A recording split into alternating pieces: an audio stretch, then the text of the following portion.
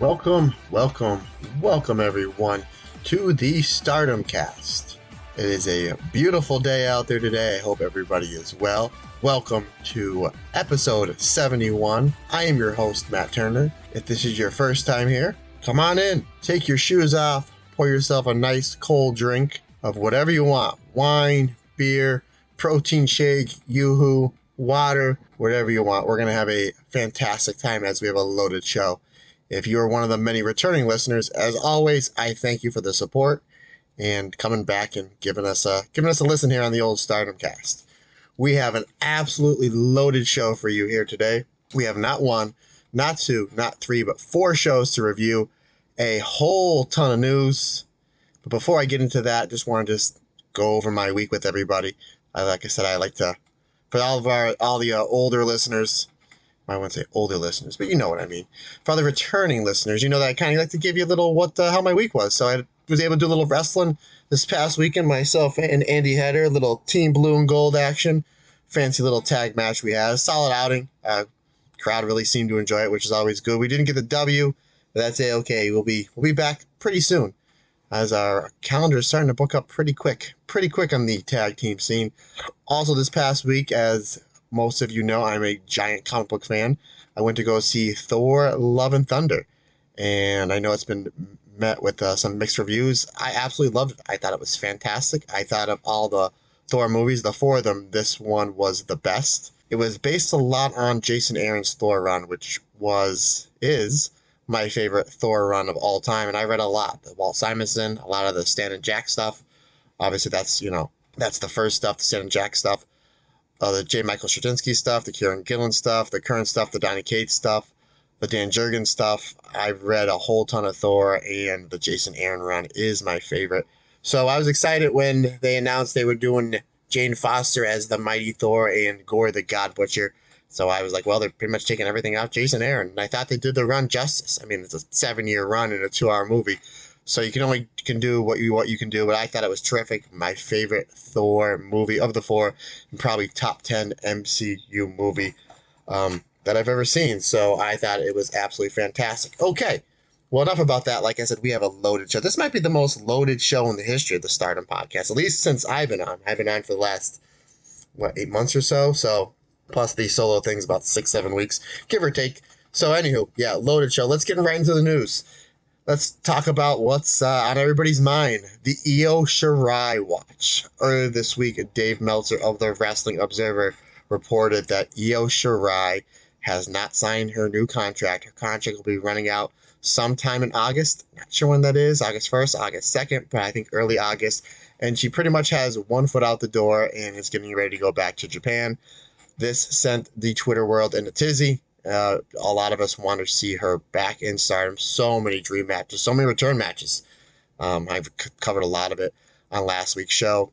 So a few hours after that story broke, Io tweeted rumors with a puke emoji. And then shortly after that, Gail Kim, who works for Impact Wrestling, about booking a lot of their women's division, tweeted a picture of her and Io together, creating speculation that Io is staying in the States and that she'll be going to Impact. I personally don't think that's the case. I think obviously Io can't really say anything. She's still under contract with the WWE until sometime in August, maybe another 2 or 3 weeks.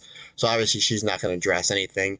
I also think that Io, she's not only the genius of the sky, but genius of playing on people's emotions. So I think that might just send everybody kind of in a tizzy that she was staying, going somewhere in the States with AEW, whether it's Impact. I personally don't think any of that's happening. I personally do think that she does want to go back to Japan. And I personally do think that we will see her in Stardom. I think she's just saying that to throw everybody off the trail, doing a little trolling, as the kids say.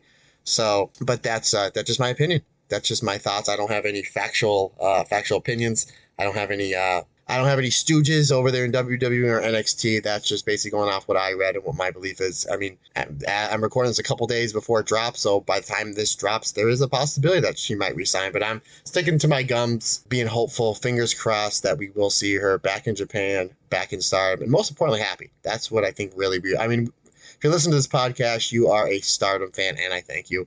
I think 99.9% of us want her to see her back in Stardom. But at the end of the day, we just want her to be happy. So, but don't tell anybody this. I think she'll be happiest in Stardom. I'd rather see her wrestling Utami than some of these people in NXT. Anyway, so moving on to more news. Coming up with we do have the 5-star Grand Prix. They did announce that on nights 1 and nights 2 that Kari will be coming back for some tag matches. On night 1, she will be teaming with Nene Takahashi, and we'll get into that, into the main crux of the portion of the show, as they will be taking on the team of Lady C and Saya Kamatani. And on night 2, she'll be teaming with New Cosmic Angels Natsupoi. Spoilers, again, we'll be talking about that in the main part of the show, and they will be going up against the team of Saya Ida, Mayu Iwatani. So we will get to see Kari on opposite sides against Mayu. And I think Kari on opposite sides with Saya Ida, just the chops, the chop and the spinning back fist battle, I think is going to be something to really to be seen. So I think that's going to be something that's going to be a lot of fun. So yeah, like I said, we have a lot of shows to review. We have the show on 7-2, 7-3, New Blood 3, and of course Midsummer's Champion, which was just an absolute epic show. Let's see. Oh yes, a good thing I wrote this down. I would have forgot. Jungle Kiona, former challenger for the World of Stardom and Wonder of Stardom Championship, and former Goddess of Stardom champion, is going to be doing a tour over here in the US of A. Saw her booked on a couple shows in the Carolinas, and just literally as I was going to bed last night, announced she'll be wrestling in New Jersey, maybe only about 90 minutes away from me. So I will do my best to try to, one, get on that show one way or another, or two, see if I can maybe do a meet and greet, maybe do an interview. We'll see. We shall see. Easy for me to say. We'll see. I'm gonna do everything I can to try to bring more voices and listeners and eyes and ears over to the Stardom Cast. Regardless, that will be exciting, one way or another. But more than likely, I will be there, one way or another, to see what Jungle Kiona will be doing in the United States. And obviously, more bigger news. Speaking of the United States, is New Japan announced that when they are going to come back for the U.S. tour, that Stardom will be a part of their tour. And we've seen them in Chicago. We've seen them at the 2300 Arena. I will always call it the ECW Arena. We've seen them in New York, I think like Washington, Baltimore, maybe Boston. So there's a whole bunch of shows that New Japan has been touring over the last year or so, and now they're going to bring Stardom with them. This obviously is super exciting. It's going to get a lot of eyes on Stardom, especially the fact that the absolute role and the buzz that they're having. Even Dave Meltzer, the Wrestling Observer, said by popular demand that he was going to review the MidSummer's Championship show. And usually he just doesn't do Stardom or any really Japanese women's wrestling federations. Not that because he has any disdain for it, just the poor guy just doesn't have the time. So I think with Stardom just really climbing up the ranks, it's something that business-wise for him makes sense, as he's going to have to start covering. So you're going to see a lot more buzz and a lot more eyes on Stardom. Speaking a lot more eyes on Stardom, speaking of Stardom in the United States, it was reported as well, I believe, was it the Wrestling Observer or PW Torch? One of them, one of the bigger of the two, reported that AEW and Stardom are in talks to be doing some shows together and to be getting some Stardom talent on some AEW shows. Now, I know some of the diehards on Twitter weren't too happy about this. They're saying they won't be booked right, they're not going to have enough time, they're going to be buried, this, that, and everything. Look, folks, I understand that. First of all, it's your opinion. You're entitled to it. I totally disagree. I think the AEW women's division is very, very good. I see your point of view, but again, I respectfully disagree. And here's another thing. AEW TV, between the regular viewers, the DVR, and what's on YouTube, and what's streamed, they do over 1 million views per week. Plus, you're having anywhere between 8,000 to 14,000 people, depending on size of the arena, that are going to be there live to see that show. And you know that whoever they put, pretty much 80% of the roster, whoever they put on that show, they're going to steal the show. So you're going to have over 1 million people they're going to see, whether it's a Mayu, a Zumi, either of the Sayas, either of the Momos, Starlight Kid, Julia, yada, yada, yada. I mean, really anybody they can put on. And we've seen that they don't need a lot of time. We saw what Mayu and Starlight Kid did last year in the 5-star Grand Prix with 8 minutes. So it's like if they go out there and give them, a Momo and a Starlight Kid versus a FWC, if they give them only 7-8 minutes, they're going to maximize every second. And it's just going to be more eyes, and they're going to come out of there more positive. So I only see this as a super, super positive thing. and I can't wait to see it. I watch AEW every Wednesday for several reasons. One, I love the product.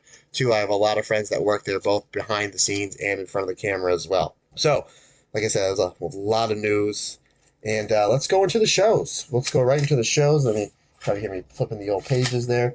Now, what I'm going to do is the show on 7-2, the show on 7-3, and New Blood 3. I'm just going to kind of go through them real quick, go over the finishes, go over my star rating, as we will be here all day. And I don't want to try, I want to keep these podcasts relatively like around an hour or so, give or take. Like, obviously, if there's a longer show or a longer review for the Patreon that I have to review, like right now I'm in the middle of doing the studying and the notes for the Utami reign, and that's might be a little over an hour just because it's so long for the Patreon. But hey, that can be a good thing. But I just don't want to, stay on too long. I know a lot of people, when they see, just like if they see like a book, like a really big book, it's like they kind of get intimidated. And I know even when I'm looking at a podcast and I see a podcast that's like over like 90 minutes, I was like, oh man, that might be too much. That just might be too much. So I'm trying to keep these podcasts roughly around an hour or so. So like I said, I'm just going to go through some of the shows rather quickly, and then I'm going to break down what I thought was the show of the year and MidSummer's champions. Show from 7-2-22 in Osaka. Momo Kogo defeated Lady C 6 minutes 10 seconds with a Nectar Peach.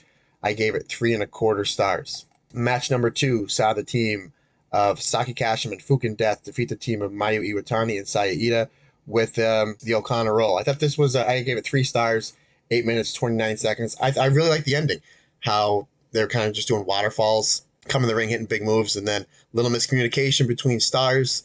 Maybe got some people talking. Is there going to be a little break there? Mayu and Saida they are wrestling a team with Kari in it coming up here at the end of the month. They kind of basically did the old 1980s butt heads into the Okana roll for the 3 stars, solid. Match number 3, Shuri and Mai Sakurai. Boy, I tell you what, Mai Sakurai came out of this match. She came out of the box on fire, which she had to. And Mai's been improving. We talk about it all the time on this show. Excuse me, a lot of people agree with me. Every outing, Mai Sakurai is constantly improving, whether it's something with her entrance, her gear, her look, the way she sells, the way she has a little more intensity. She had to have the intensity here going up against the world champ, an absolute killer. But obviously, that little shred of more intensity wasn't enough, because in 7 minutes and 10 seconds, Shuri gets the win with the buzzsaw kick, 3.5 stars. I like it that Shuri, from time to time, will change up her finishers, especially here. Like, she didn't have to go to the Ruin or the White Tiger or anything like that. She just used the old buzzsaw kick to the head to get the job done. 3.5 stars. Thoroughly enjoyed that. The match number 4 saw the Oedo Tai team of Ruaka, Momo Watanabe, Starlight Kid versus Azumi, Sai Kamatani, and Utami. I just love it. Like, I like all the members of Queen's Quest. Like, I think Lady C's starting to come into her own. I think Hina, when she's there, she's really, really good and really solid. But when it's just these 3, Azumi, Saya, and Utami, there's just something about them, like their aura, especially like when they come out and they're in their robes and they're carrying the flag, and you have Azumi with a belt, you have Saya with the belt, and then you have Utami, the only one with not a belt, but she's the leader of this faction. She has the rose, and she's just so badass. It just reminds me of like the Horsemen when it was Flair, Tully, and R. Like when it was just those 3. No disrespect to Oldie or Barry Windham or Luger or anything, but just when it was those 3, they were like and even like the original NWO, like Hogan, Hall, and Nash, they were like the coolest people in the room, but there's a whole bunch of people that are about to get their ass kicked.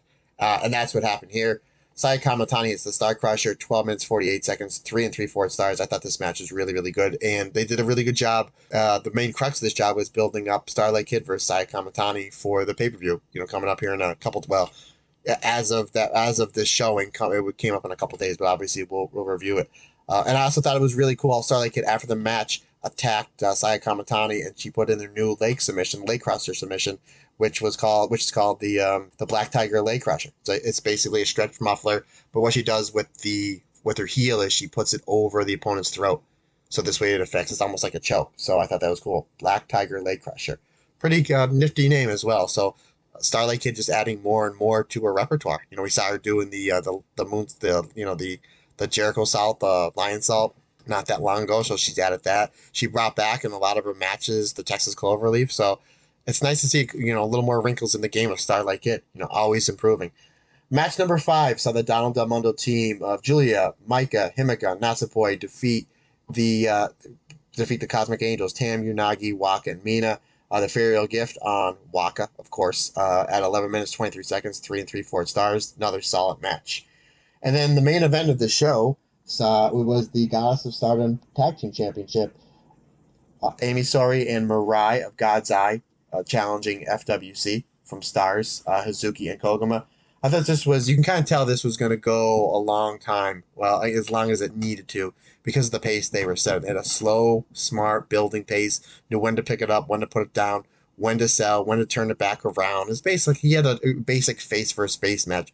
So it was a really good pacing, and then they really started ramping up, getting towards the middle, and then towards the end they brought it back down a little, and then they brought it back up basically for the closing stretch of the match. But I thought this was a solid tag match, one of the best tag matches of the year from Stardom.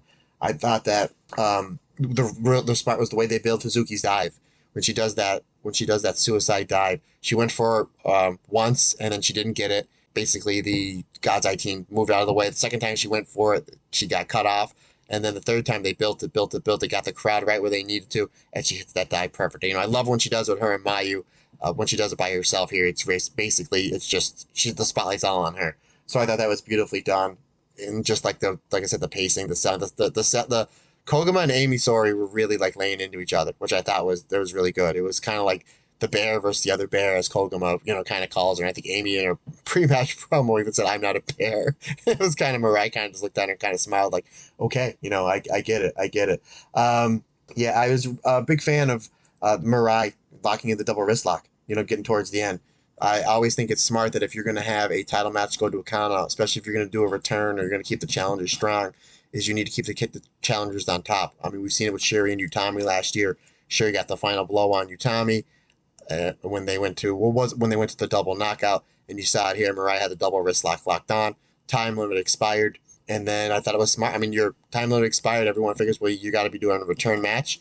Hazuki, from the FWC, the champions, she laid out the challenge, which I thought was very commending of the babyface tag teams. And we had time limit draw. That's not good enough. We're coming back here on the 24th. Let's do it again. So it's like, there's going to be a rematch set. People want to know when it's going to be, when I'm going to see it, how am I going to get tickets? And Hazuki right away was like, it's already fresh in the people's minds. Let's bring it back. Let's plug the date. It's an old promoter's trick. Let's plug the date. Here's when it is. If you want to see it, boom. There you go. 4 stars. 4 stars, and I'm excited to see the rematch, which will be set on the next pay-per-view, which we'll get into a whole bunch of matches that they previewed. Show from 7-3, so the day before the 4th of July here in the States. Lady C defeated Saki Kashima and Waka in a three-way dance. She got the roll-up on Waka, 5 minutes and 6 seconds, 3 stars. Match number 2 saw Julia and Mai Sakurai of Donald Del Mundo defeat Momo Kogo and Koguma. I thought this was a really solid match. Momo Kogo they're doing a really good job building her up for her match with the Zumi, which to me, stole the show. But again, we'll get into that as the main portion of this show. I thought they did a really good job with her in all these shows leading up to it. Backdrop Driver gets the win for Julia. 3 3/4 stars, 9 minutes 49 seconds. Match number 3 saw the Donald Del Mundo team of Maika, Himika, and Natsupoi, my Himipoi, defeat the team of Starlight Kid, Momo Watanabe, and Ruaka. So you have the old Artist of Stardom champions versus 2/3 of the new one. So you knew this was going to be good. You kind of figured where it was going to go. You knew Ruaka was going to eat the pin. I was a big fan of the stuff we saw between Momo and Himika. A lot of stiff shots. Not a lot of pulled back there, which you knew you were going to get. Big fan of Himika's new rolling lariat. She added that to her moveset. We saw that quite a bit here this weekend. And right into the Michinoku driver, 11 minutes, 36 seconds, 3.5 stars. Match number 4. I was a big fan of these final few matches. I think I even tweeted out, I was like, wow, you just had to wait a couple days and you pretty much got it on free on Stardom. Well, not free, but if you subscribe to the service, like it wasn't like an added show or anything like that. So I thought these last 3 matches were absolutely fantastic. Match number 4 saw the God's Eye trio of Shuri, Mirai, and Ami Sori defeat Mayu Iwatani, Hazuki, and Saya Ida of Stars. I thought this was terrific. Mirai gets the tap for the double wrist lock on Saya Ida. Mayu looked excellent as always. We saw a lot of Mayu and Shuri going back and forth, and then towards the end, Mayu running from Shuri, which I thought was hilarious. Suzuki, as always, she's fantastic. Her stuff was really good, especially her stuff with Amy Sawyer, her stuff with Mirai. Whenever I see them in the ring together, not that I didn't enjoy the finals with Koguma and Mirai from the Cinderella tournament, but I think everybody thought it was going to be Hazuki and Mirai. So whenever I see them making magic in the ring. I always think, man, if they would have just gotten 12 or 11 minutes for that final of the Cinderella tournament. But hey, be that as it may, I'm not going to tell anybody in Stardom how to do their job because they are doing a fantastic job. I thought the Mirai and Saya stuff as well, them just beating the crap out of each other, them kind of being, well, I don't know, say the two heavy hitters of the group. Obviously, Saya is the heavy hitters of Stars, but pretty much everybody in God's eye, they're just bruisers. But I was a big fan of that, and the Strike Fest and the Chop Fest. I thought that was really good. I'm a big fan of how like Hazuki and Mayu Utani, how they gel really well together on the tag teams. I said earlier on the show before that I'm a big fan of Hazuki and Mayu doing the double dives. And then, come to think of it, Mayu and Momokogo and Mayu and Kogama have really good chemistry as well.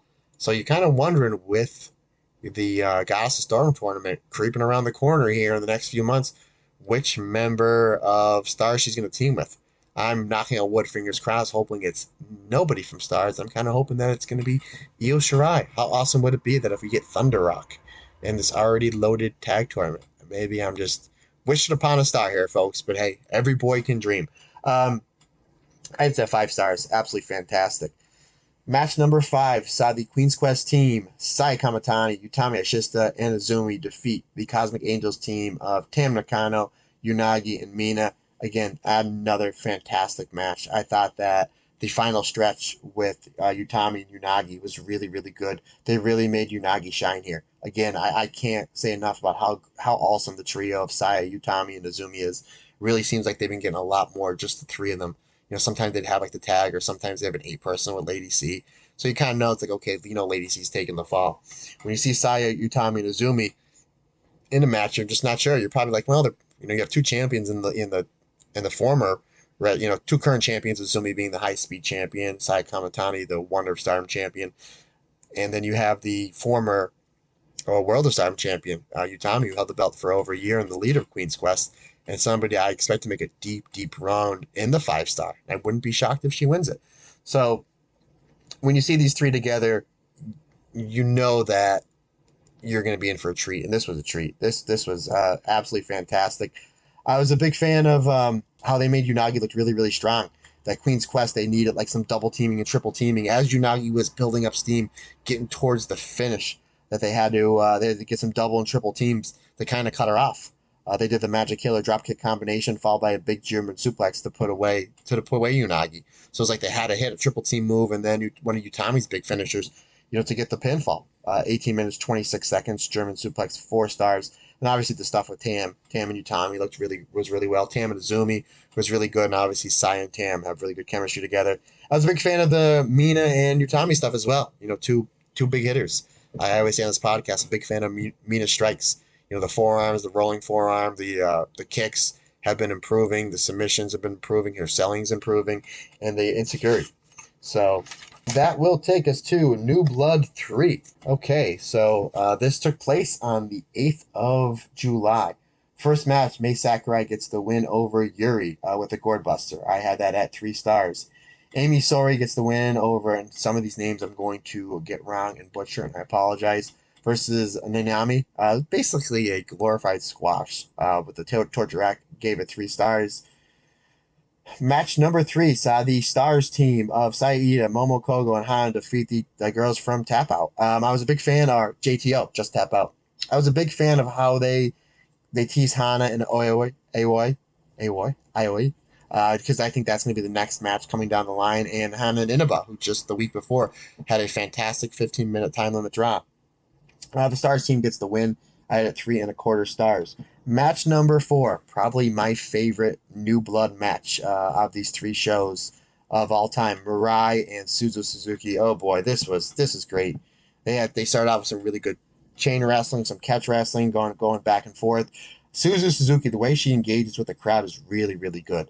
For somebody who kind of coming in was labeled as just like a death match wrestler, she really can do it all. I mean, we know she can do the death matches. She does a lot of the high impact stuff, the striking stuff. We saw her hang with Mariah on the mat.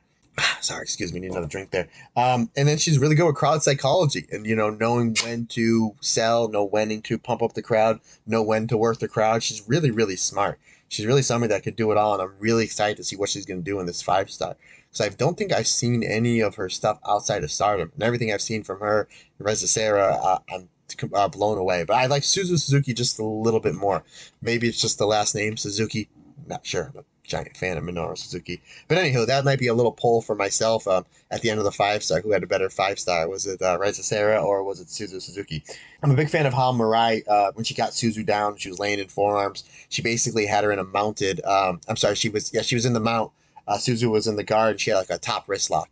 I'm like, oh, that's cool. I haven't seen I'm obviously a big fan of the double wrist lock, a big fan of how Mirai works the double wrist lock. So I thought it was cool how she put her in the top wrist lock and then she transitioned to the double wrist lock. I thought it was really cool. That's like old school jiu-jitsu. That's really old school Billy Robinson, Carl Gotch, even Josh Barnett style catch wrestling, which made me pop huge. I was a big fan of that. Mirai goes for the Mirai shock. Suzu slips out. Hits a German suplex. Time limit draw. 4 stars. Absolutely fantastic match. Then after the match basically sets up for the new Stardom show. They're going to be doing Suzu Suzuki and Reza Sarah versus Julia and Mai Sakurai in a hardcore match. So Stardom Showcase. Yeah, that's what it's called, Stardom Showcase. So there's that, and I know we talked about it last show. They're doing a 3-way coffin match with the Grim Reaper versus Sai Kamatani versus Starlight Kid. So basically a rematch from the match of the year, which we'll get in, plus the Grim Reaper and a coffin, which we'll get into. But I'm excited to see what they're going to do with the Stardom Showcase. But be there as it may, match number 5, Waka Sumiyana versus Rana Chao.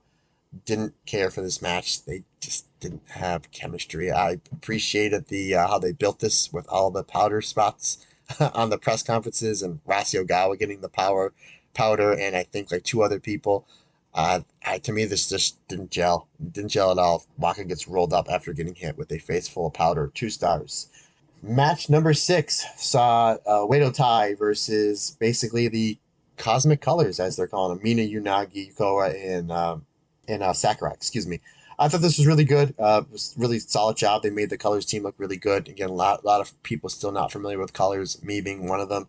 And I also thought it was really smart how Starlight Kid, as soon as she locked in the Black Tiger Leg Crusher, Yuko tapped out really quick. So that was basically showing, okay, that is a huge move. That's going to be a huge threat when she challenges Saya Kamatani for the World of Stardom Championship. And it played into a big part of the match. Like I said, we'll get into. Match number I had that match at 3.5 stars. Match number 7, the main event of Super Rookie, as I'm calling her, Miyu Amasaki versus Julia. I said last week Julia was going to take care of Miyu, and she sure did. You know, she gave her not a lot. She gave her enough. Miyu's only been wrestling a handful of months, and Julia's somebody that is, we're coming up here on the 5-star starting here at the end of the month. Somebody that a lot of people predicting that she's either going to go really far, she's going to win one of the blocks, or she's going to win the whole thing. Personally, I think she's winning the whole thing. When I do my preview and prediction show in a few weeks, that might change. But a lot of people have her at least being in contention to win one of the finals going into the final night. I don't think there's many people that think that she's only going to have like 6 or 7 or 8 points. So it's like, well, you don't want to make this a 50-50 match. This was more, or even really 60-40. This was like maybe a 70-30. But everything that Miyu did makes sense. Julie gave her a couple flash pinfalls towards the end. She let her hit that sit-out pedigree. I thought that her selling was really good. The match didn't go too long. And I thought that like her placement where she had to, like Miyu's really good at being at the right place at the right time, or something you can't teach. That's like an experience thing. That's something that sometimes it takes like 3, 4, 5, 6 years to teach, that she's pretty much almost there already.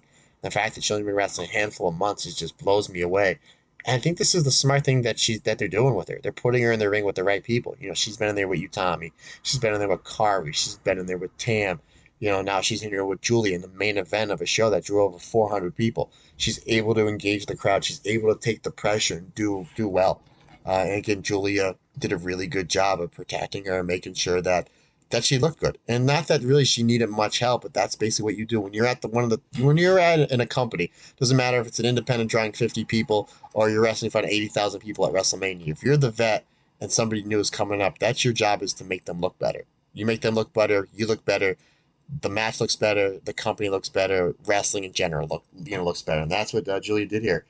Julia gets the win with a glorious driver. I had this at 3.5 stars. Really, really enjoyed it. Okay, moving on to the main event of this show. And again, I will get a drink because there is a lot to talk about here. Okay, Stardom MidSummer's Championship. Attendance of 1,204 people. Another fantastic showing. Over 1,000 people. That's obviously a huge, huge number. I'm not sure what they did. I mean, this thing was talked about. This pay per view was talked about a lot of people. You can see this thing trending on Twitter hours after it happened. Like I said, Dave Meltzer tweeted out. He did his, thumbs up, thumbs in the middle, thumbs down. What was the best match? What was the worst match? And he said that he has to do it for the Wrestling Observer because of popular demand. So hey, Stardom Cast listeners, if you're tweeting and emailing Dave Meltzer, keep it up because the more eyes we get on this product, it's pretty much just better for everyone. I think Stardom, especially after this show, is the best wrestling company in the world. I really, really do. That's just my opinion. You can take it or leave it. Chances are, if you listen to this podcast, I hope you're not hate listening. But chances are, if you are, welcome. Hopefully I'm changing your opinion on this and you're having a good time. But the chances are, if you're listening to this, that you're a big fan of Stardom as well. Okay, match number 1 from the main show. Saw the Future Stardom Championship. We saw Waka Sugiyama challenging Hanan for the Future Stardom Championship. I talked about how I don't like it how when people they haven't won a couple matches and they get title shots. Like I talked about like on the UFC, like I get I'm a big fan of Conor McGregor. Biggest draw in the history of MMA. Whether you like him or not, the numbers are the numbers. You can't deny them. But I don't like it how it's just like he's won one fight in like 4 or 5 years, and they're saying when he comes back from his injury that he's going to get a title shot. It's like, okay, I understand it's going to draw tickets, whatever title he's going for. Champion's going to make a whole ton of money. Champion's probably going to win because Conor's not the same fighter he was 4 or 5 years ago. It's just the truth, folks. At the same time, it's like, well, what about the guy that's on a 5-fight win streak, a 6-fight win streak? What about the guy that's fought and won 4 times in the last year? I kind of, for Stardom, who takes a lot of their wrestling seriously, I kind of just didn't understand this. But be that as it may, this match was fantastic. I thought either, as far as title defenses go, I thought either this or the Inaba match that Hannah had, just a few weeks prior was her best defense. So she had 2 fantastic defenses, back to back. And I thought this was by far Waka's best match. I thought this was Waka's best match. I thought it was terrific. Good solid wrestling to start. Nice build. Waka gets several near falls in the beginning. A lot of people were building on her near falls. She had a lot. She had a lot building towards the finish. Hannah hits the Famouser. They're in the Regalplex for the win. The crowd was hot for this. They were biting into a lot of Waka's near falls. And I'll be honest, I really thought that there was a point in this match where she hit like 2 of them in a row that I thought Waka was winning. Usually it's like, she's not going to get her win. She's not going to get her win. I think a lot of people were thinking she'd get her first win over Mai Sakurai. That ship might have sailed, so like it wouldn't have surprised me if like this is what they're going to do, especially the way this match was building.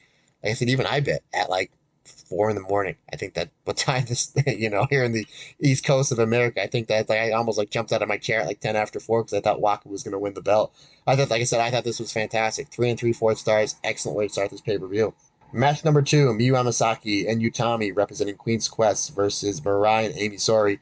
Kind of figured that after the time limit draw and they announced on the next pay-per-view, which is the 24th of July, that Mirai and Amy Sori, they're getting another title shot. So you kind of figure what's going on here. My biggest complaint in this match, not enough Utami. It's a big show. It's a pay-per-view. You have over 1,000 people here. Utami's one of your biggest stars. She really wasn't in the match too much. I understand they wanted to highlight Miyu, and they did. She looked real impressive here. She showed a lot of aggression. Ring positioning was really good. Her timing's fantastic. Amy and Utami, their stuff that they did was really good, but it just wasn't enough. I kind of wanted to see more Utami here. And basically, eventually, Amy Sori and Utami, halfway through the match, they almost like isolated each other, and it became a glorified singles match between Miyu and Mirai, which I'm not complaining about. I thought was really, really good. Miyu gets several near falls, but she gets drilled with a left-handed lariat and then Mirai shock. I just went at 3 3/4 stars, so same as the first one as well. But again, not enough Utami. But that's just me. Match number 3 was the Oedo Tai team of Verena, Ruaka, Fukin Death, and Saki Kashima versus the Stars team of Mayu Iwatani, Hazuki, Kogama, and Saya Ida.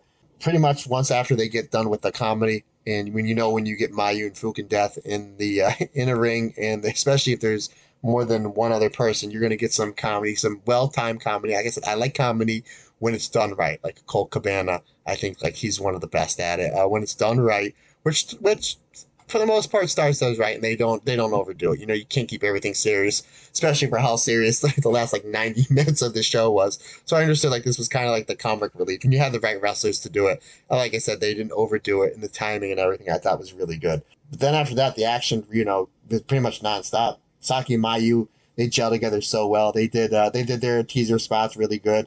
There's really good double teams and triple teams and quadruple teams from both the Uedo Tai team and the Stars team as well. Rina hits the double knees and the Pink Devil on Saya Ida for the win. Thought maybe this might have been a little bit too short as well, but then again, you had to kind of save everything towards the end. I had this one at 3.5 stars. I was shocked by the finish. I figured the Stars team would get the win, and then I figured, well, if Uedo Tai is going to get the win, it's probably going to be Saki Kashima rolling somebody up with a Kishi Kasai. So, but that didn't happen. So it's kind of scratching my head until the next match. Match number 4. You know what? And I kind of figured this was going to be good. I was kind of saying all along on social media, I think even last week when I did my preview, that it may not be the best match of the show, but it's going to be a match a lot of people are going to be talking about because not a lot of people, everybody was really zeroing in on the 2 title matches and then the build up for the Donald Del Mundo versus Cosmic Angels match, the way that they built it up over the last few weeks with Tam and Natsupoi. So this match was kind of almost put on the back burner. And after the show, everybody was talking about this, and everybody was talking about Momo Kogo. We all see how well she's improving. We all agree Azumi's fantastic. She's having a run of her life. Yeah, run of her life at only 19 years old. She's having an absolute dynamite year. I think if the year ended now, I think I'd have Azumi 4th. I don't know, between Shiri and Saya, we'd, 1 or 2, and then probably Okada, and then Azumi, where I think I had Azumi before this match, maybe Ishii or Tanahashi, ahead of her, but she totally jumped the line here. And they did a really good job building Momo Kogo up for this match, the way that they had her highlighted in some of the tag matches and how they highlighted that she's doing some high speed stuff. But again, I thought this was going to be good. I didn't think this was going to be this good. This was fantastic. Momo wasn't messing around. So many cool things she did with the 619.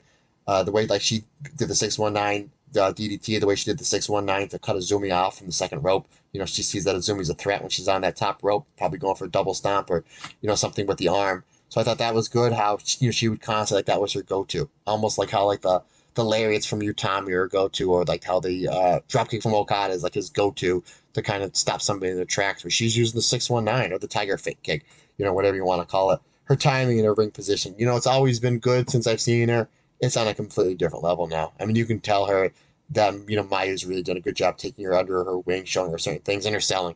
You see a little bit of Mayu selling in Momo Kogo, and I think I said before, I think Mayu is the greatest female seller of all time, and I think I have her in my top 5 overall sellers of all time. And folks, I've watched a lot of wrestling, in my 40 years on this planet. Liked how when Azumi was going for a lot of her big spots, Momo had her well scouted. There's a lot of things you can see she was frustrating Azumi in the first couple minutes. She was keeping up with her high speed, and she was almost out Azumi. Azumi's such a star, though. Everything she does look good. Her selling, the way that she made sure she was in the right place at the right time for Momo. She's just really, really good. There was a lot of times that, just like in the first match with the Waka match, with Waka getting the near falls, I thought they were maybe flipping the belt.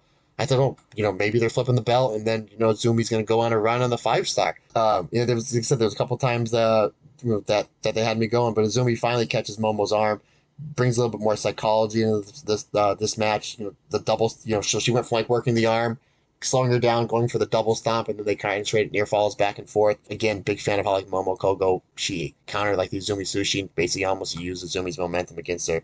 I thought that was really good. Eventually, she gets caught in the numero uno, and then she pulls back on it, has her right in the middle of the ring, and then she's got to do the verbal tap. 4.5 stars. Momo Kogo's best match. We saw Waka Tsukiyama, in my opinion, match number 1, had her best match. Momo Kogo had her best match here. And Azumi, other than the Mesa Gore defense, this is my favorite defense from her. The Kogo one was really good. Obviously, the match she beat Starlight Kid for the belt was excellent. So Azumi is just on an absolute tear. Just 19 years old. Crazy. Then after the match, Zumi's selling. She's trying to catch her breath, and then Rina comes out with the double knees, and she declares herself the new number 1 contender. And I was like, oh, well, that's smart. We just saw Rina. We just saw Rina get the win on the last match, and we weren't sure why, and here we see it. And when this match actually started, I was like, that's weird. They usually do all the title matches at the end, because we still have the Natsupoi, team boy versus team Tam elimination style match. Why are they doing this here? And then obviously from the result, the big shocker that happened at the end of that match, that's why you kind of had to flip it. Plus, it's like it's fresh in everybody's minds. Like, wow, Rena, out of all the stars in the match on a show with over 1,000 people, that's getting a lot of buzz on pay-per-view, Rena gets the win. Huh, that's kind of odd. But now you see why. The only thing that I would do, and again, not that I'm going to tell anybody and start them to do their job, is pretty much the main image you see to set up for the high-speed match with Rena and Azumi is the double knees. So instead of having Rena go over Saida with the Pink Devil, I would have had her go over with the double knees because that's what you're establishing with Azumi. So if you want to hit the Pink Devil, you hit the Pink Devil, 1, 2, maybe Mayu breaks it up. Then you do a whole thing where the other 3 members of the teams pitch each other out, and then she goes to the top rope and she hits the double knees. That's the way I would have done it. You're making the double knees a threat.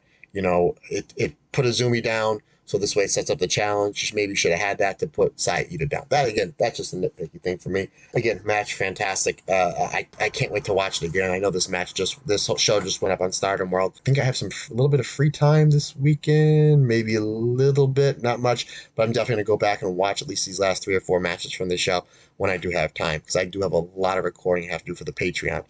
As always, to our Patreon listeners, thank you so much. And if you're thinking about joining the Patreon, I will tell you what we have coming up at the end of this podcast. All right. Match number 5 was the elimination match of Team Down to Mundo, which was Natsupoi, Julia, Maika, Himeka, Mei Sakurai versus the Cosmic Angels team of Tam Nakano, Saki, Mina, Unagi, and Hiraka. I wasn't sure if Tekla was going to be in this match. Tekla did come out and wave to the crowd. I believe she should be cleared probably in a week or so. I believe she will be cleared to compete at the 5-star Grand Prix. Smart, keep her out. Make sure she's fully healed. Any bumps or bruises or sore injuries that she has, prior, let her heal up, and then let her big comeback be at the start of the 5-star. That's just another cool thing about the 5-star. There's so many cool little storylines going on, and we're just gonna throw another mini one at you with Tekla coming back. So, and she got a nice little reaction. So I thought that was really good. Obviously, the main crux of this match is the angle that happened beforehand, but I'm just going to kind of just breeze through everything, and then we'll talk about the angle, what I liked, what I didn't like, where I think that they might be going. So, this match was great. I was a big fan of the strike exchange between Mina and Himeka. Again, big fan of Mina's strikes. They've come a long way. She looks really, really good. A lot of really quick action, to get started. I was a big fan of Saki. I thought Saki's stuff against somebody I've only seen a couple matches before. I thought they did a good job in this match highlighting her, considering the fact that, really, I think they could put 3 of these members of Cosmic Angels, Donald Del Mundo, probably could have set each other on fire. I don't think anybody would have remembered it because of the shocking ending. But I highlighted my notes. I thought they did a good job highlighting Saki, building her up for the 5-star. May winds up basically big booting Mina and Himeka to eliminate them. Really good double team work from the Colors team. I thought that was really good. Hiroko eliminates Mai Sakurai with a spin kick. It was almost like a Shining Wizard spin kick. I thought the way that she hit her, I thought was really good. Really impressed by there. Mike hits the Roaring Lariat and the Michinoku Driver on Unagi, and then she hits the Michinoku Driver on Hiraka. I thought that was really cool how it's like she just rolled right through 2 of them.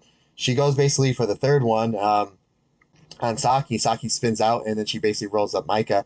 So I thought it was really smart for the final 4. You knew you were going to have Tam. You knew it was going to be Tam and somebody versus Julia and Natsupoi. Even though this is kind of Natsupoi's match because the way they built Tam and Poi up. Julia's leader down Del Mundo. She's going along in the 5-star. Everyone thinks that she's probably going to be the next champion. So you know that she was going to be there towards the end, but you weren't sure who was going to be with Tam. I thought it might have been Mina, just the way they've been pushing her. I was like, that makes sense. We're pushing Saki. We don't know much about her. We want to put a spotlight on her. That makes sense. So I thought that was really good. Julia winds up eliminating Saki. So basically we have the 2-on-1. We have Natsupoi and Julia. They take Tam to the outside. They're going strikes back and forth. Tam's in the middle. Julia's to Tam's right. Poi's to the left. They're going back and forth. Tam's holding her own. They're teasing who's going to go out. They did a really good job of teasing somebody's going to teeter-totter off the off the apron for the elimination. And if you listen to this podcast, I'm sure you've seen it. I'm sure even if you didn't see the pay-per-view yet, you've seen everything on social media, the GIFs, the clips. But Julia grabs Tam, set her for German suplex, and wants Natsupoi to super kick her so they can hit a super kick German suplex combination. As Natsupoi gets to Tam's face, Tam ducks down. Natsupoi puts her leg back down and then super kicks Julia. And then Tam looks at Natsupoi. Natsupoi looks back at Tam. Really good spacing, really good timing. They let the crowd breathe. They let the turn happen. The camera angle is perfect. You see Natsupoi's demeanor change. You see Tam, she looks confused. But at the time now she understands that Natsupoi is on the same page as her. That basically the two matches that they had, that brutal singles match at Cork and Hall and the cage match just a few days prior, that basically Tam beat the respect into her, not out of her. I would say like into her, like, hey, this is you need to be walking the Tam's road. And she kind of maybe beat that into her, and it finally clicked at the final moments of the match.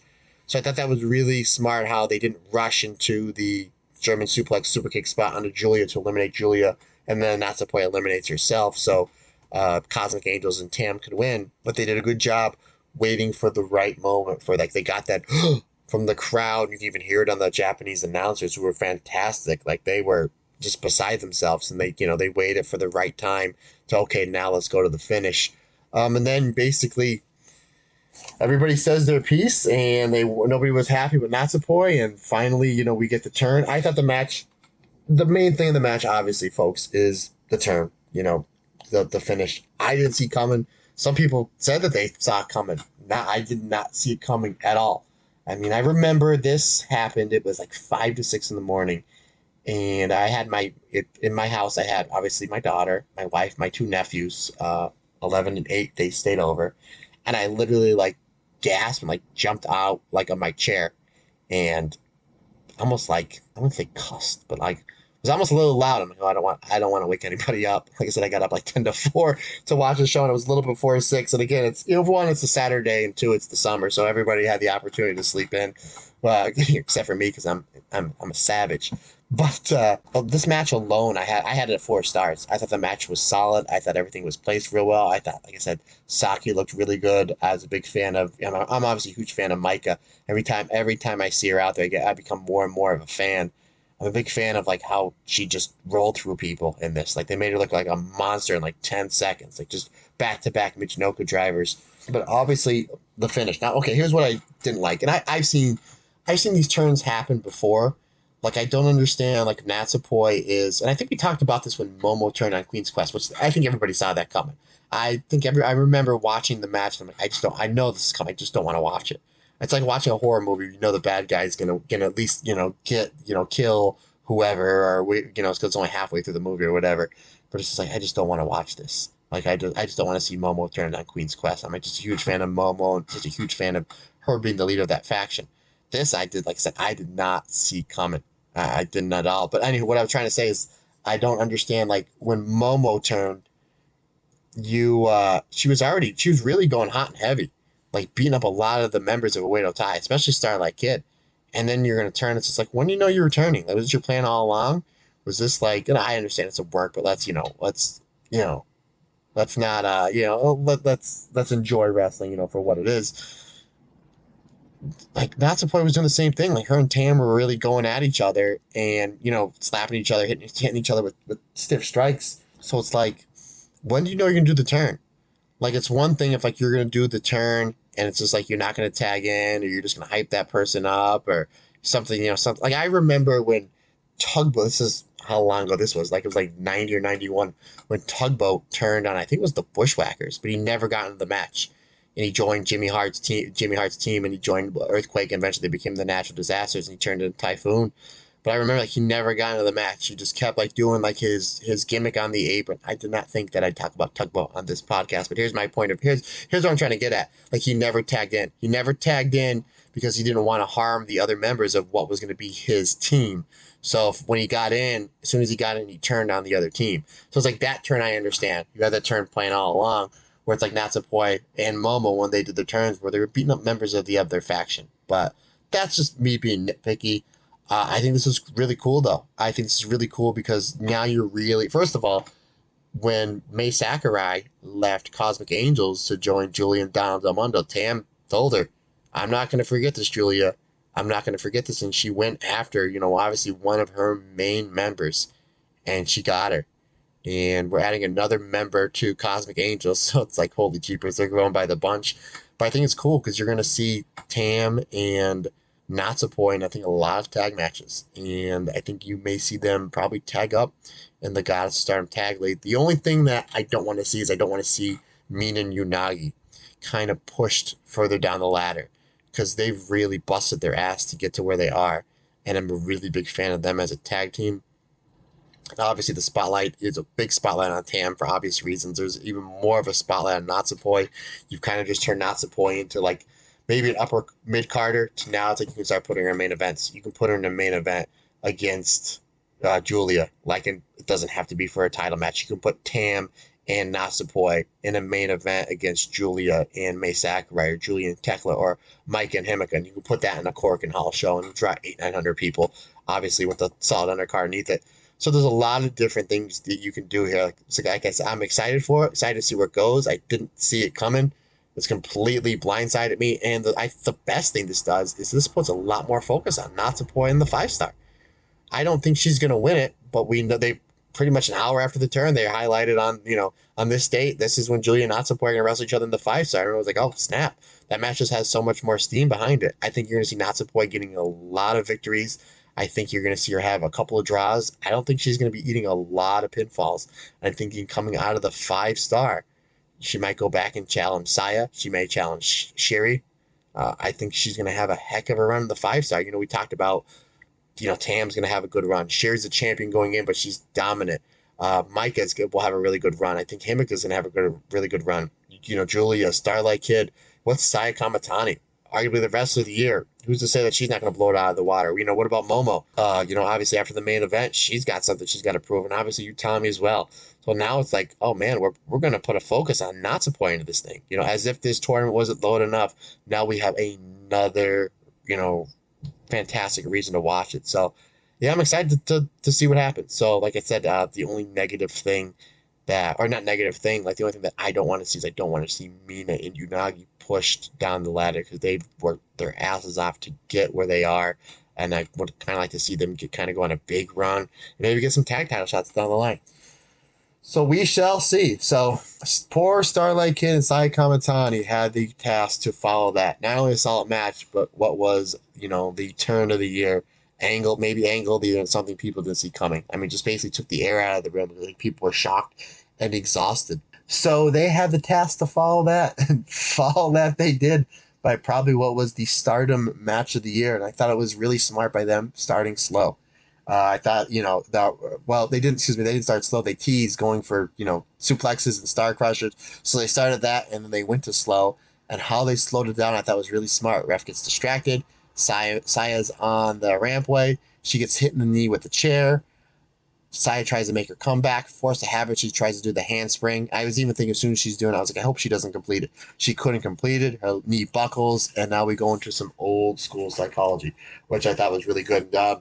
This is one thing we haven't really seen Saya do a lot of. Not do a lot of, but like we talk about like how great she is at certain things. But now it's like I was even thinking to myself, ooh, we're going to see like if Saya can take her selling to like the next level. And she really did here.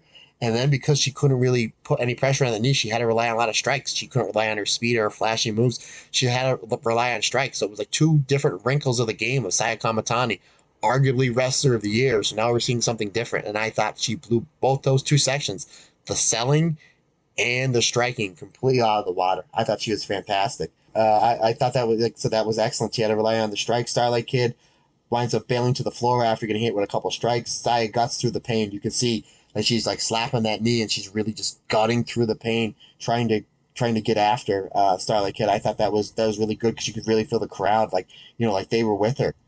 They were with her on it. Eventually she guts through it. She hits a springboard plancha, picks up Starlight Kid, hits a Northern Light suplex on the floor. Starlight Kid winds up cutting Sai Kamatani out, goes back to the knee, dragon screw on the apron. I thought that was really good. And then hits a tiger suplex on the apron, and then an Asai moonsault. So I thought it was cool how they how she strung those moves together. Great exchanges back and forth. The crowd is really coming up really hot. Starlight Kid eats a knee off the moonsault. I thought that was really good. She can't follow up because of Starlight Kid. Excuse me. Starlight Kid goes for the moonsault. Saya Kamatani puts her knees up. But Saya Kamatani can't follow up because she used her bad knee, to basically almost save her. So I thought that was another cool wrinkle in the psychology.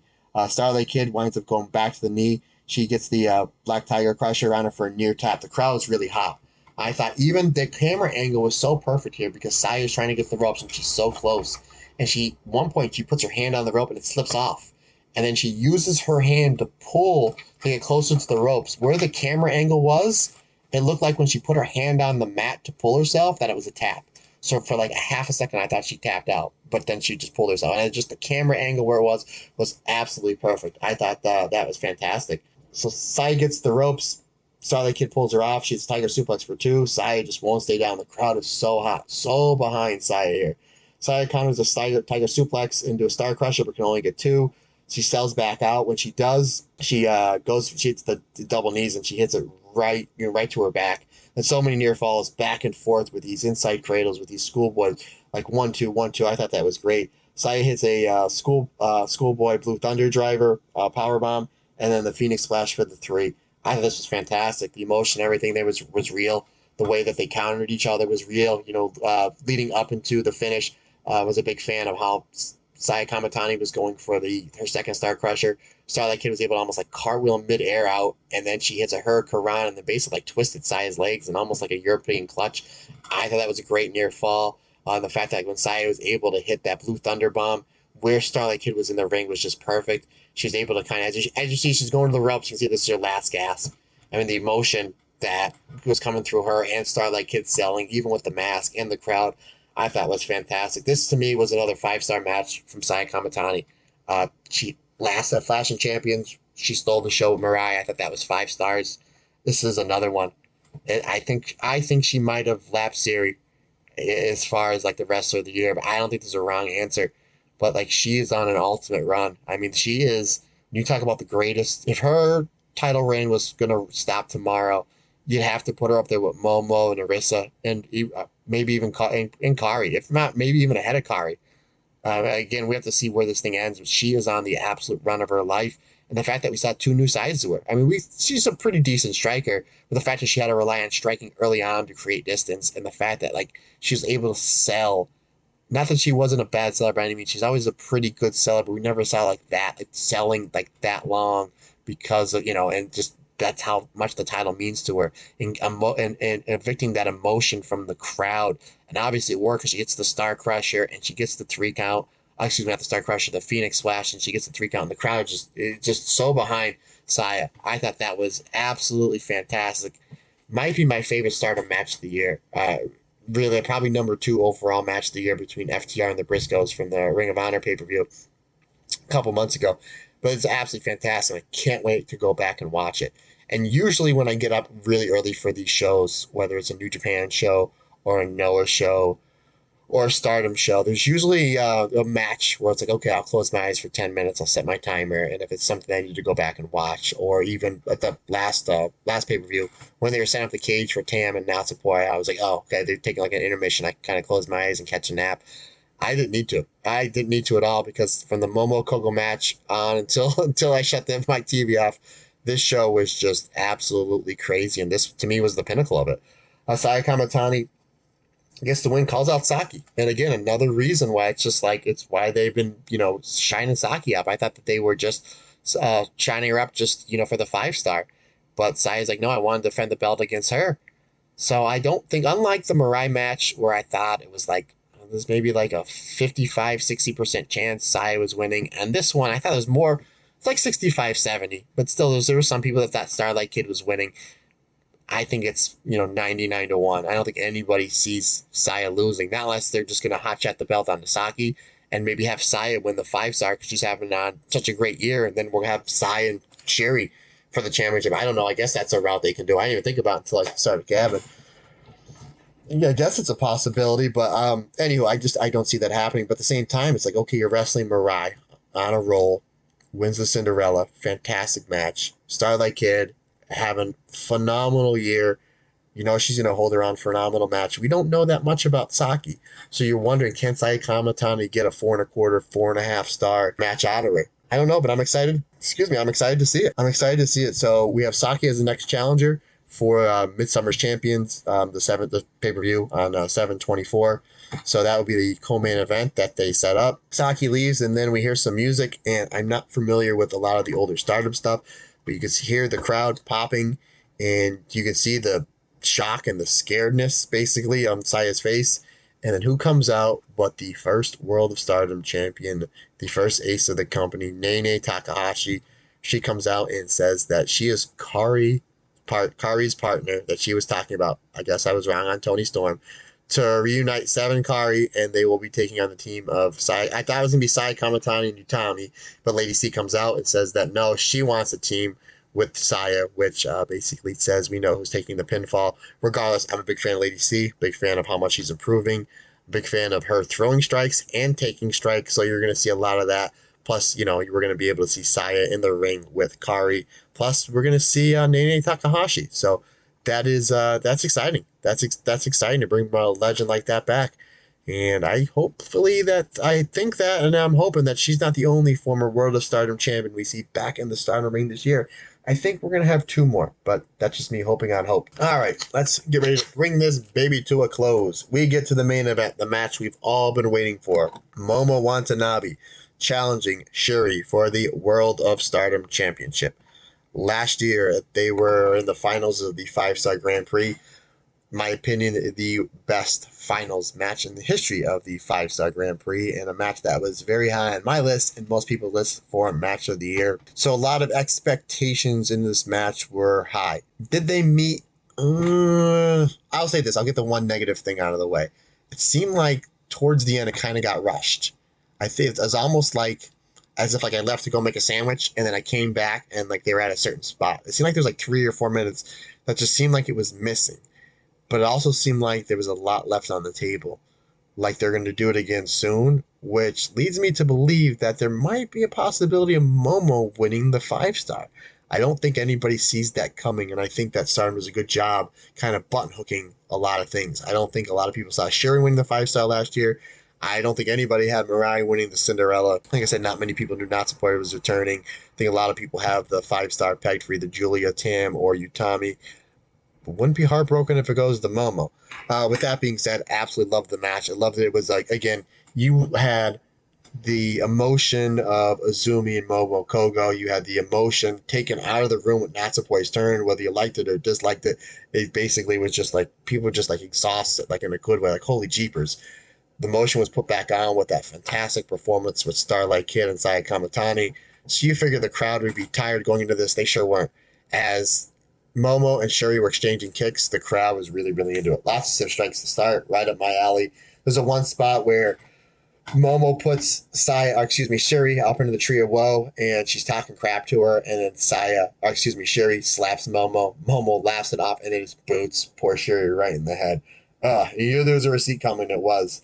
Momo's just wearing down Shuri, basically getting the advantage. Like Shuri's supposed to be one of the top strikers, if not the top striker in Stardom. If not, Momo's right there with her. But as far as the striking department, especially the first half of this match, Momo was dominant. I mean, just repeated kicks after kicks after kicks, pitches Shuri to the outside. The one thing I kind of didn't like was a little bit of interference. Shuri was kind of making a little bit of a comeback, and there was a little bit of Oedo Tai interference. I kind of understood it set up that punk kick that Momo was doing to Shuri on the outside. But I was like, I kind of could have done without that. A match at this magnitude, I didn't want anybody else, kind of interfering, but it wasn't too much. Pile driving Shuri through the table, and then she throws Shuri back. See, this is where it's like, okay, you're going to take it there. Now it's a time maybe to bring it down and then put it back up. Maybe have Shuri fight back a little, have Momo cut her off. Maybe give Shuri a big comeback here. But not too far from there, Momo basically loads up her kick pad and hits the big punk kick, with the wrench. Shuri kicks out. And then Momo hits a locomotion, Pete Sunrise, 3 of them. She hit the 1, she hit the 2, which put Io down, and then she hit the 3. And at first, when she hit the 3, I was like, nobody's kicking out of that. It's over. And then she hit. This is where I kind of lost it for a second for me. is the ref counts to 1, and Sherry's looking right at the ref. And I was like, oh, you folks know how much I hate that. I'm like, oh, Sherry, you're like the best wrestler in the world. Oh, you just completely, you took it away. You're looking right at the ref at it. Because, again, after she hit the loaded kick with the wrench and 3 in a row of her finisher, the Peach Sunrise, locomotion, too. The way she hanged on to that, Momo's just a genius. And I thought, when the ref hit the 1, I'm like, it's over. And she's staring right at the ref. I'm like, gosh, she's kicking out. She did. But regardless, I thought that was fantastic. She goes for another Peach Thunder, and Sherry gets her receipt back. Big knee, giant head kick, another head kick for 2, the Ruin for 2, and then the stretch muffler, the White Tiger for the tap out. I had this at 4 3/4 stars. Again, I like the 5-star match better. I like the Saya versus Starlight Kid match better. And there were some people on Twitter that thought, oh, Saya and Starlight Kid is going to be better. I was like, no way. Sherry Momo is going to be match of the year. It didn't disappoint. I like the 5-star match a little bit better. Again, I'm excited to go back and rewatch it. I thought this was one of Sherry's best defenses. Momo's been on a fantastic tear. At the beginning of the year, we weren't sure what she was doing with the heel turn. It kind of didn't make any sense. And then the tag stuff with Starlight Kid was really, really good. What she's doing with Starlight Kid and Saki's really good. Her match with Hazuki from World Climax, I thought was fantastic. So Momo was just at a point where it's like, hey, I consider me for wrestler of the year as well. It's like I said, it's like they almost try to one up each other. And I even said something on Twitter, like at the end of the show, where it's like Azumi goes and have this fantastic match with Momo Kogo. Like everybody's praising Azumi, and rightfully so. And then it was like Azumi walked to the back and looked at her Queen's Quest partner, Sai Kamatani, and was like, hey, follow that. And Sai Kamatani was like, hold my beer, or White Claw, or Wine Cooler, or Yoo-Hoo, or, whatever it is that she drinks. And, she goes out and has what I thought was the best starter match of the year. So, and then this match was completely different. Obviously, you're going to have more striking, you're going to have more brawling, you're going to have more, bigger moves, bigger suplexes, more submissions. But I thought it was fantastic. Like I said, I can't wait to go back and watch it. Then Tam Nakano comes out, and she challenges Sherry next for the championship. And kind of figured it's like, well, okay, you have the 5-star coming up. Are you rushing this match with Tam? Like, Stardom is just giving us so much good stuff. Like, we just had, the year was great. They had a great year, and then you go into April. You have Kari coming back. You have the 2 World Climax matches, two shows they were solid, and they were booked in by the 2 fantastic Saya defenses and the 2 fantastic Sherry defenses. Then we move over to May, Flash and Champions, arguably Car of the Year. It was fantastic. And then just a couple weeks ago, we had fighting the top, solid undercard with 2 fantastic cage matches. Then we have this show. To me, is the show of the year. For any company, any promotion, this was my favorite wrestling show of the year. Solid undercard, and then those last 4 matches, especially with the angle, just fantastic, just absolutely fantastic stuff. And then you're building. So do you really need? And then we have the 5-star coming up here at the end of the month. Do you really need to give us another pay-per-view? I mean, I'm not going to say no. I'm not going to say no. I'm obviously here for it. I'm looking at the card. It's like, Azumi and Rina is going to be really good. Can Azumi get the best match of Rina's career? Probably. FWC versus Amy Sori and Mirai. That's going to be fantastic.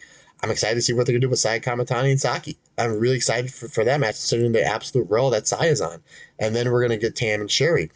So my kind of thing was, well, I thought Tam had a really good shot of winning the 5-star. If she's getting a title match right before the 5-star, they're not going to take the belt off Sherry. So it's basically like Sherry running through everybody, and then it's basically just to get the winner of the 5-star, which, again, I think it's going to be Julia.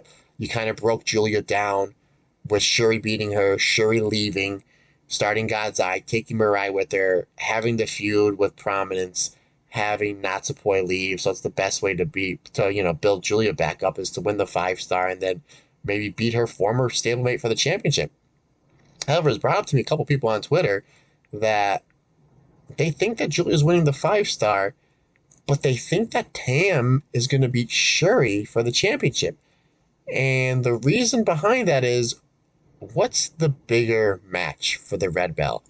Is it Shuri versus Julia? Or is it Julia versus Tam? Especially with all that heat we have on now on Tam. that's like, yeah, you took May Sakurai off me. I'm taking Natsupoi off you.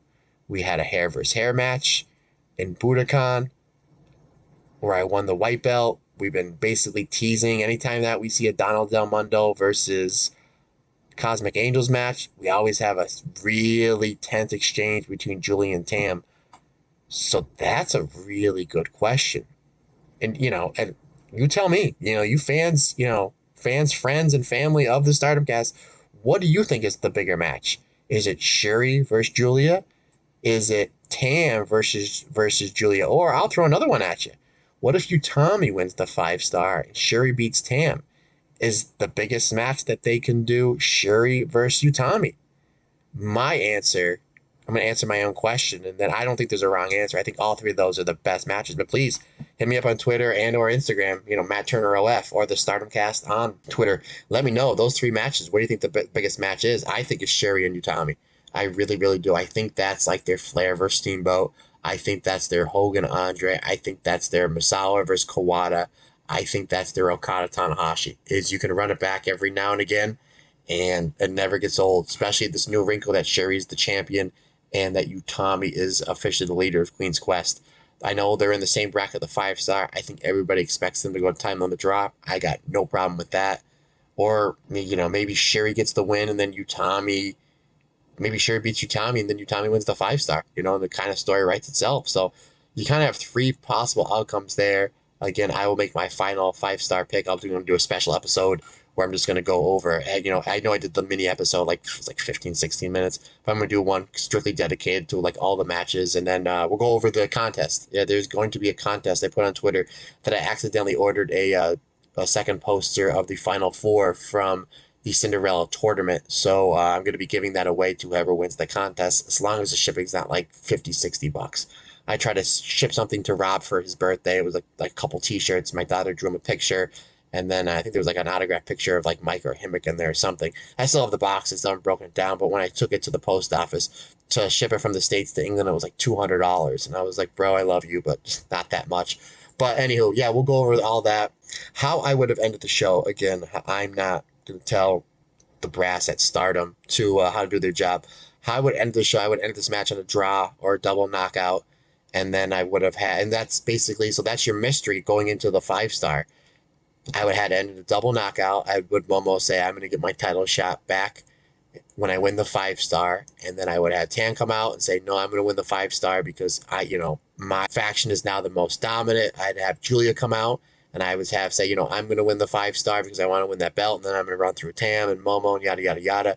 And then I'd have Saya Kamatani come out. Be like, look, I'm winning the 5-star. I've dominated the Wonder Stardom division against everybody. Now I want both belts. And so basically you would have like a big hodgepodge in a good way of like, oh boy, you have like 5 or 6, people that might win the 5-star.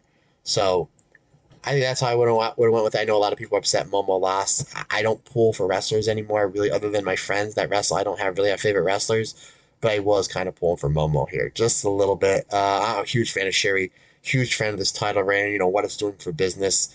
Anything that moves the needle forward for Stardom, I'm all about. So, all right, we're about an hour and 20 minutes into this.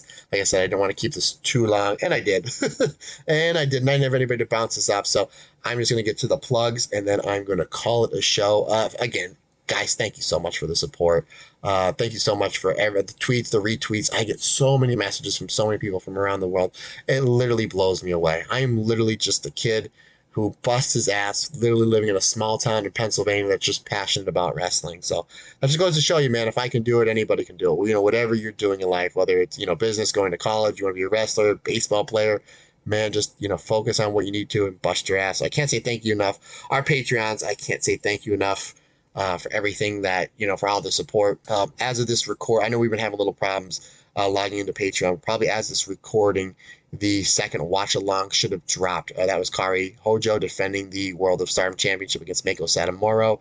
I just recorded and uploaded the third watch along, which probably be dropping the next few days, and that was from that was Julia versus Hana Kimura from the end of the year climax 2019. And the red belt, I am just about done with my notes for. So that's for the watch alongs are for red belts only. Red Belt exclusive, I should say. Just almost done with my notes, and I'll probably be recording soon, and it'll probably be dropping soon for the White Belt and Red Belt tier Patreon, the Utami Hayashishita World of Stardom Championship review. That is the bi-weekly podcast that Rob and I used to do, that I'll be doing, trying to get better, back on a schedule. And then the end of this week, I'll start my homework, and I will be recording probably towards the end of the month, the second of the exclusive for the White Belt and Red Belt tier members, and that will be the Wonder of Stardom review of Arisha Hoshiki. So there's a lot to look forward to, a lot coming down the pike. If you're thinking about signing up for the Patreon, I'm throwing a lot of content at you. I'm trying to make it really tasty, really juicy for you to to listen to the Stardom podcast and to subscribe to the Patreon. So if there's something that you want to hear, by all means, let your voice be heard. Hit me up, Matt Turner OF, on Instagram and Twitter. And as always, thanks to my main man, editor-in-chief Sean, who's just crushing these out of the park, man. He's just making my job so much easier and just getting me really excited for Stardom.